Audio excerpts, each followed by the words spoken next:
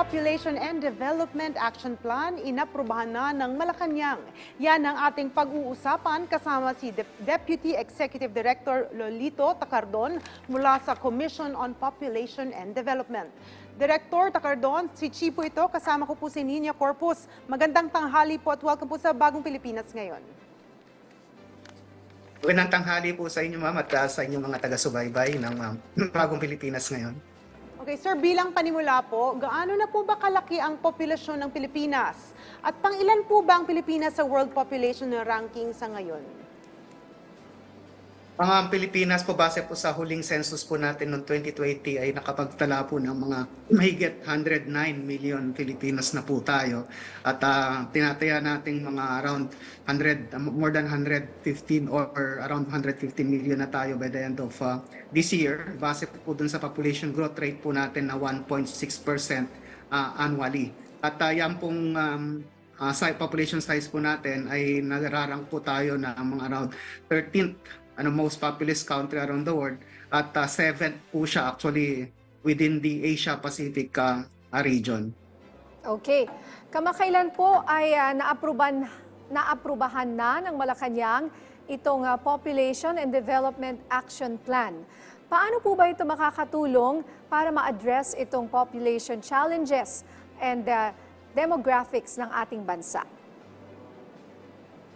Opo, tayo po ay nagpapasalamat sa Presidente sa pag-recognize po ng kahalagahan ng ating sinusulong na programa, ang Population and Development, sa pamamagitan ng pag-approve niya doon sa Plan of Action on Population and Development ng bansa. Ito po ay accompanying or support document po actually para sa ating Philippine Development Plan. Ang hangarin po ng plano natin, ang Philippine Population and Development Plan of Action ay para po ma-optimize yung meron po tayong demographic opportunity at ma-address po yung mga key population challenges. Ano po ba yung mga tinatawag natin at kinukonsidera natin na demographic opportunities na meron po tayo?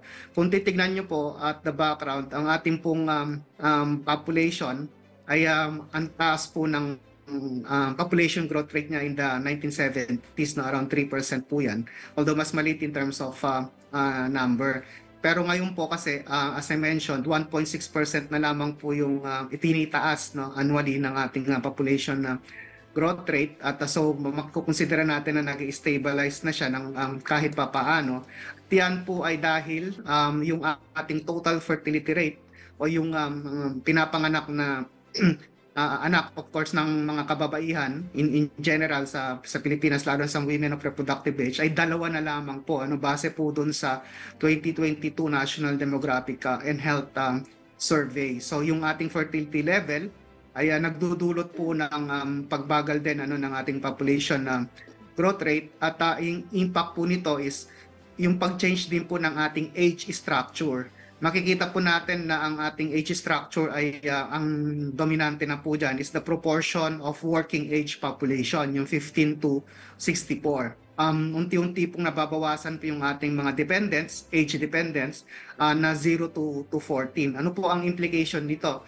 Kung ang ating pong pamahalaan ay magiging successful in the ensuring yung pag-build ng ating human resources, which is yung working age population na nabanggit ko po kanina, malaki po ang chance natin na ma-accelerate yung ating economic development dahil imagine kung ang lahat po ay nagtratrabaho, lahat po ay nagko-contribute rather than nagre-receive po ng ating mga tulong from the government, mas positibo po yung ambag po natin sa economic development. At pag titignan nyo po yung situation na yan at the household level, if more manageable po yung bilang ng anak ng mga bawat pamilya, magkakaroon po na mas malaking investment para sa kanilang kalusugan, para sa kanilang pag-aaral at para sa kanilang other well-being needs po ng isang family.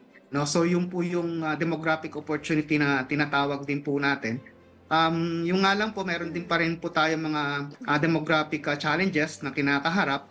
Isa na po dyan ay yung pabata po na teenage pregnancies natin.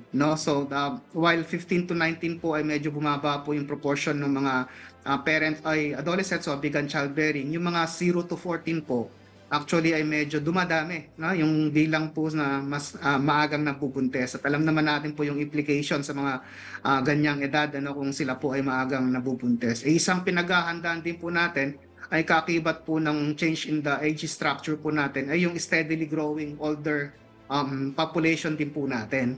No, nasa 5.4% na po yung 65 and above at nasa 8.5% po yung ating mga senior citizens na po ngayon from the total population po natin. So, hindi pa naman po tayo nasa aging ano na population na tinatawag as compared to other countries lalo na sa Europe at dito sa Southeast Asia, but I think kailangan na rin po natin tignan within the context ng pulisiya natin paano ba natin masisiguro na pag habang lumalaki po yung older population ay meron na tayo mga pulisiya that are in place so that hindi lang maging malusog ang mga kababayan natin pagdating sa ganong edad, but they remain productive and may contribution sila economically pa din, not only in the household but also in the family. And lastly po na yung ating high fertility pa rin ay nasa ano pa rin po ng mga bahagdan or proportion po ng mga kababaihan na mahihirap at mababa po yung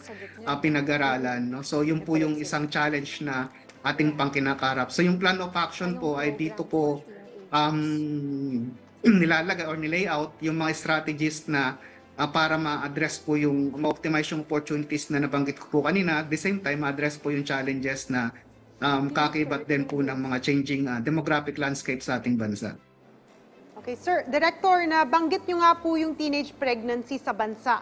Ano po ba ang mga posibleng programa ang maaring makatulong sa isyong ito?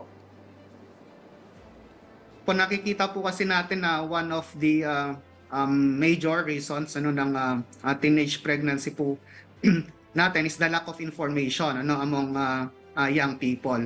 At doon sa 0 to 14 nakikita rin po natin yung incidents, potential play role na pine-play po ng mga sexual abuse dahil yung 0 to 14 yung mga po doon, pregnancies po doon are automatically mga products yan ng mga sexual abuse dahil nga po sa tumaas na po yung statutory rape na age of sexual consent na dito sa Pilipinas. So yung mga sexual activities among 0 to 14 are automatically mga sexual abuse po yan. So yun po yung isang mga pinapigting po natin.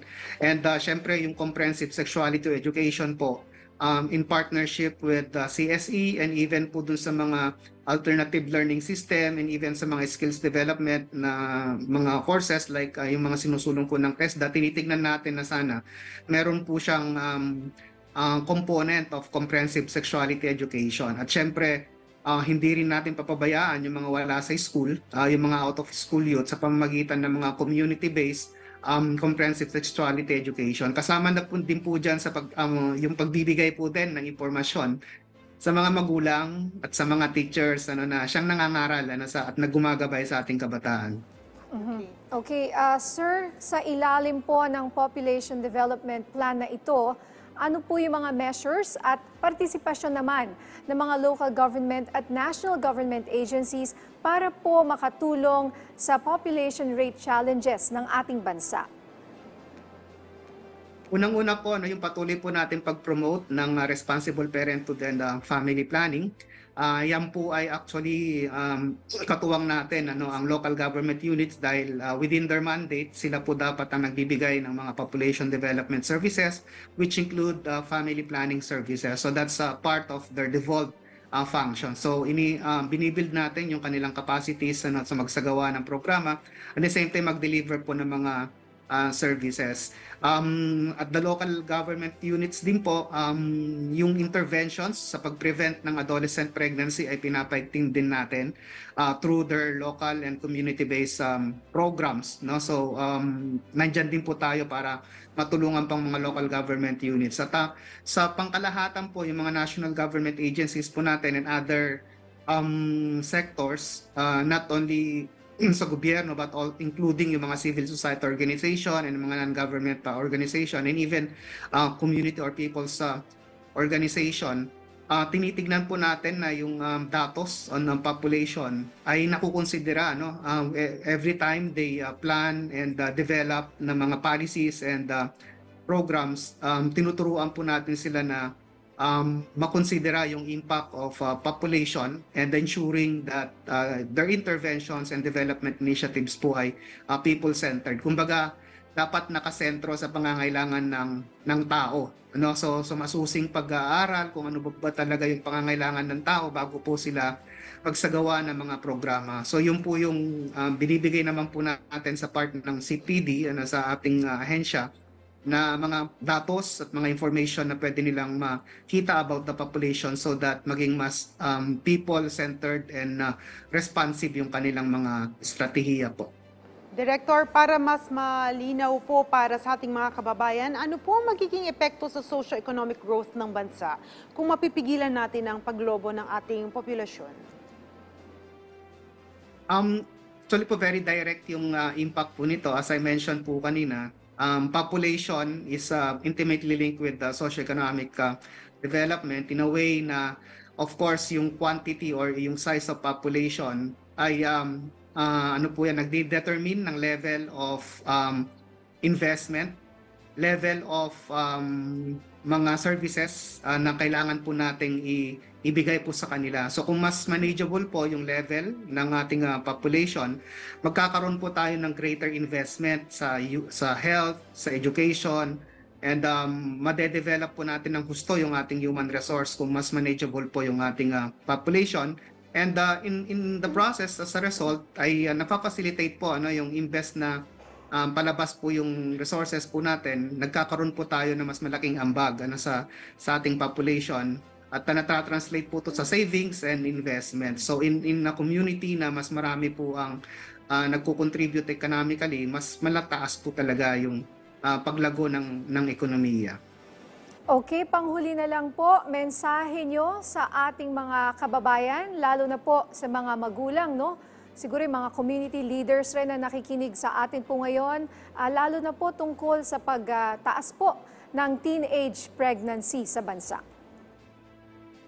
Opo, sa mga pamilya po at mag-asawa, yung ating patuloy na panawagan na ugaliin po ang pagpaplano ng pamilya para masiguro yung kaginhawaan ng bawat membro. Sa mga kabataan naman po, lagi nating ina-advise na sana panghawakan po nila yung kanilang pangarap, laging piliin ang pangarap at huwag itong ipagpalit sa sandaling sarap ang mga bagay na makakaderail sa kanilang mga aspirations. At lahat ng puto ay malaki pong role ang ginagampanan ng gobyerno. So mapabarangay, mapamunisipyo, city, probinsya at sa national, ay sana magtulong-tulong tayo para ma-achieve po yung objectives po ng Philippine Population and Development Plan of Action. Okay, maraming salamat po sa inyong oras. Deputy Executive Director Lolito Tacardon mula sa Commission on Population and Development. Pagkakataon.